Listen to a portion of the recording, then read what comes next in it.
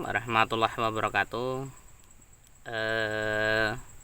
Kita sambil santai, jadi masih banyak yang bertanya sebenarnya apa sih bibit unggul itu. Nah, bagaimana saya menjelaskannya ya? Kan saya jawab itu banyak sekali yang tanya seperti itu, baik di komentar atau inbox atau melalui media sosial saya. Jadi bibit unggul itu bukan berarti tanaman kelapa sawit itu tidak dipupuk terus berbuah banyak, itu tidak. Justru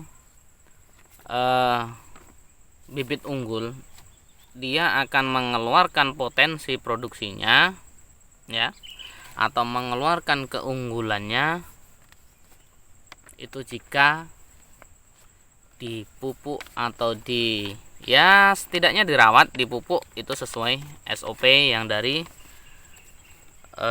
balai benih. Karena setiap kita membeli dari satu jenis dari produsen kecambah, salah satunya dari PPKS, itu nanti bakal ada di situ mengenai jenis pupuk ya, jenis pupuk secara umum, rekomendasinya dari perusahaannya tuh. Itu secara itu secara bahasa agronomis kalau seperti itu. Kalaulah bibit unggul versi petani lah ya, versi petani yang mungkin nggak maaf cakap, yang nggak sekolah atau mungkin pikirannya nggak sampai di situ, enaknya ngomong bibit unggul itu begini. Bibit unggul itu ketika dipupuk dia responnya terhadap pupuk itu cepat. Artinya ketika kita pupuk sudah terkena hujan, dalam jangka waktu tertentu itu akan sangat cepat terlihat perubahannya di daunnya. Itu satu. Itu dari segi respon tanaman terhadap pupuk. Yang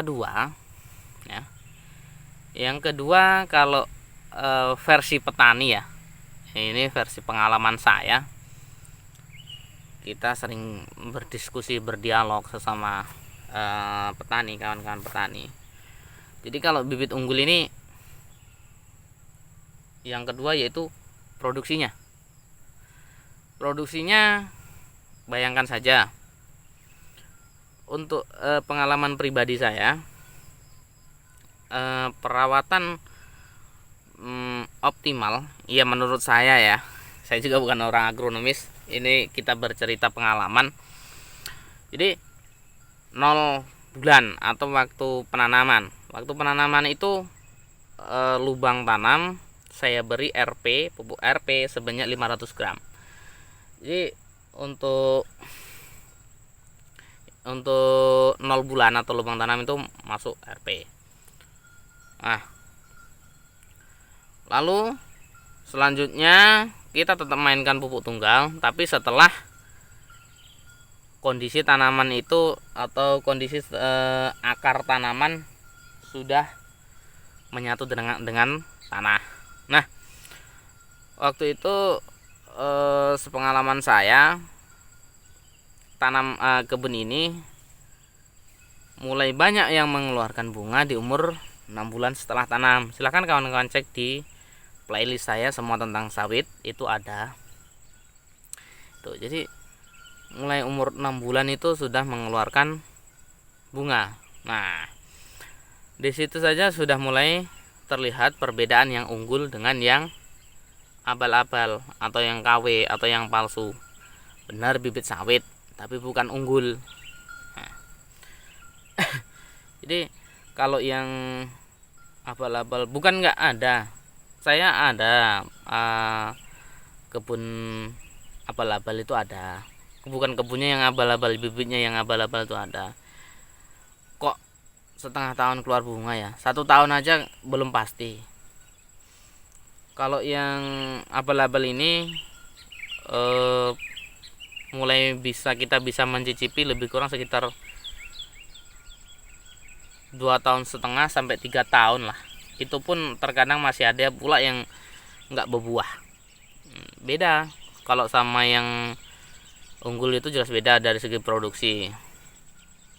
Kalau saya kemarin mulai umur 24 bulan itu sudah mulai mencicipi. Ya paling enggak pohon sawitnya ini bisa memberi makan dia sendiri. Meskipun kalau kita buang ke PKS sendiri masih banyak yang disortir ya, belum bisa diterima sama PKS. Untuk data validnya saya emang nggak ada. BJR-nya berapa itu cuma estimasi saya aja. Rencana sih untuk manen besok atau lusa ini mau saya timbang aja sih. Mau coba mulai ukuran terkecil, sedang, terus yang besar itu ada berapanya. Beratnya nanti akan saya timbang. Jadi itu kalau ala petani itu aja. Apa tadi?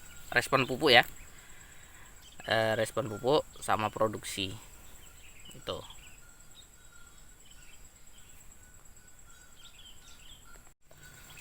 Lalu yang jadi pertanyaan besar saya ini ya.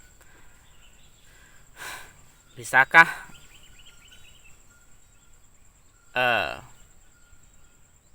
bibit unggul yang saya tanam, nah ini udah menjurus ya, enggak umum, yang saya tanam tembus produksi di angka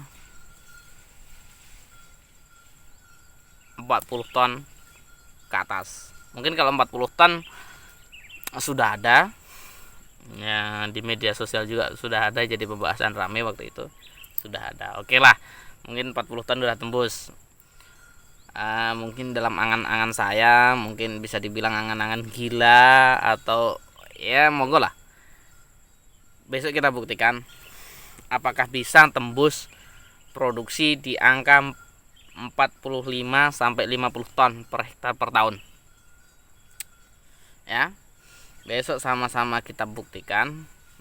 Jadi dokumentasi setiap pemupukan di kebun ini ya. Oke, kebun ini sedikit memang.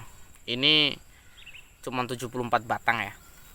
Cuma 4 batang karena waktu itu memang saya terlahir dari petani biasa. Jadi ragu. Memang keraguan itu pasti ada. Nanti takutnya kalau kita nanam banyak, wah rupanya sama aja sama yang lawas kan, percuma ya kan gitu.